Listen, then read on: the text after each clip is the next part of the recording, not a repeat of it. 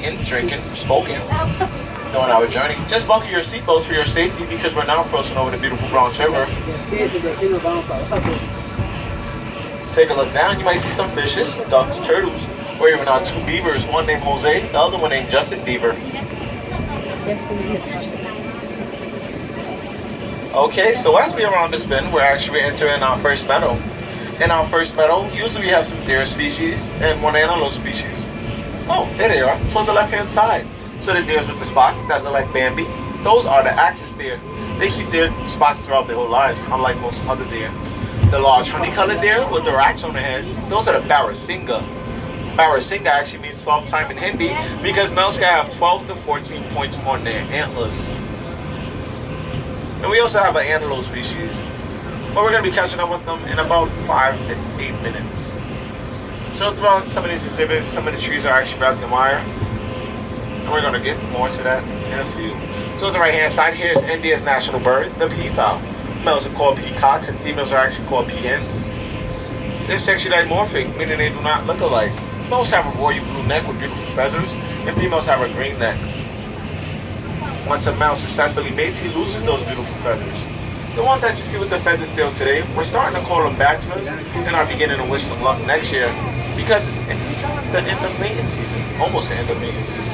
Here's a small hut that tells an important conservation story involving the Barasinga. Usually in this exhibit, there's one of India's muntjac there, but he's not in the best viewing sight. For those of you on the first row, you might get to see him, or maybe not.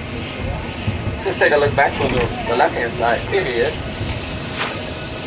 Here's a little bit more about the small huts and the Barasinga. In 1970, there were estimated to be only 66 of the Barasinga deer remaining in central India. But this population was saved by the cooperation of the local Indian community.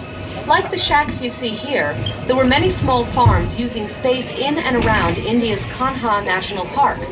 These people were coming into contact with the deer and the tigers that were also living there. Through cooperation with the Indian government, local communities agreed to relocate their villages. By moving, the farmers still had land to farm, but the tigers and their prey got more room to roam. Now these guys right here, we don't know of a species that no longer exists, like the dinosaur or even the dodo bird. For a matter of fact, the Mongolian wild horse was extinct in nature and could only be found in captivity.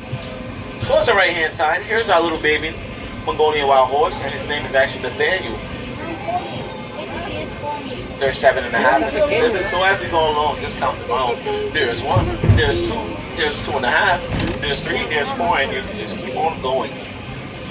These species are the only true wild horses of today. Their appearance differs from domestic horses. They have a stockier build, shorter legs, and an erect neck which is missing a forelock. The forelock is actually a piece of hair that falls over a regular horse's forehead. So the 7.5 horses that you just see are genetically awesome, and they're rocking the mohawk like Mr. T. Now, captive breeding of Mongolian wild horses actually started with a small group of 28 animals in 1901. Here at the Bronx Zoo, we actually received our first animals in 1902, and we have maintained our herd ever since. Mongolian wild horses have a very rich history that date back in the 900 ADs, which is a little bit before cavemen, which was more than 20,000 years ago. Here's a little bit more about the Mongolian wild horses' very rich history and why they're also endangered.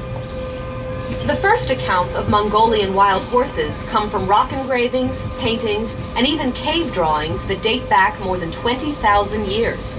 And the first written accounts were from Tibet, sometime around 900 AD. But these horses remained largely unknown and unnamed to the Western world for many years.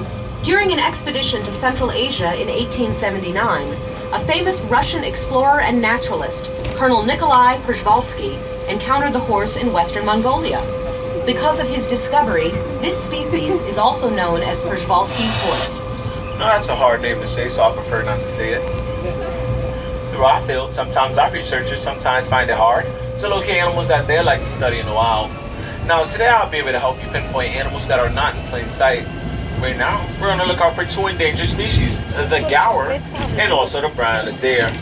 Also, I have a fellow tour guide in the back of this car. Her name is Noelle. She's in car number 7. Now, towards the right-hand side, these big fellas that look like water buffalo or even bison, those are actually cows. They're the largest cows in the world.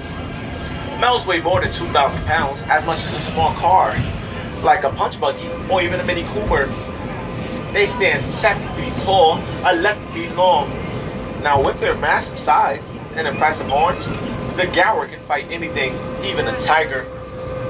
The only thing that threatens these huge animals is diseases they can catch from regular cows, and also habitat loss. There's a few babies in this exhibit. They're about 6 months old. Males have straight horns and females have curved horns that curve up towards the tips. We're also on the lookout for the brown antlered deer. This was a red tiger, also known as the Malayan tiger. His name is actually Yeri. Tigers hunt a variety of animals, but they prefer wild pig and medium-sized deer. And piggy will. A tiger will gorge itself on a fresh kill, eating as much as 40 pounds of meat in one sitting. Just think of that. 40 pounds of meat is actually equivalent to 150 burgers. Now, I myself going to eat 3 burgers because I found out today when I went to Burger King for lunchtime. But if you'd like to see some more tigers, just visit Tiger Mountain, where you can see tiger cubs and even tiger families. So as we say by the Erie, you might be catching up with some more brown hair than there. Actually, we are. So take a look towards the right hand side. The lady all the way towards the right. That's Maxine. Wow. Both Patty and Maxine are both about 40 years of age. They weigh more than 10,000 pounds. Now, because they weigh more than 10,000 pounds, they have to eat a lot of vegetation. In addition to a variety of vegetables, both Patty and Maxine eat about 200 pounds of hay each day and also drink 60 gallons of water. That's a lot of water.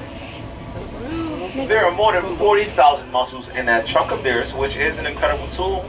They can use their trunk to gently pick up an egg or to rip down a tree like the logs that's on display. That's some of their artwork. They're artists. Don't worry about none of the wrinkles that you actually see on their skin, because these two lovely ladies are actually pampered. They get baths twice a week. There's plenty of fish down below. Lots of catfish and codfish. Couple snapping turtles too. That guy's pretty big. Okay. So right towards the right hand side,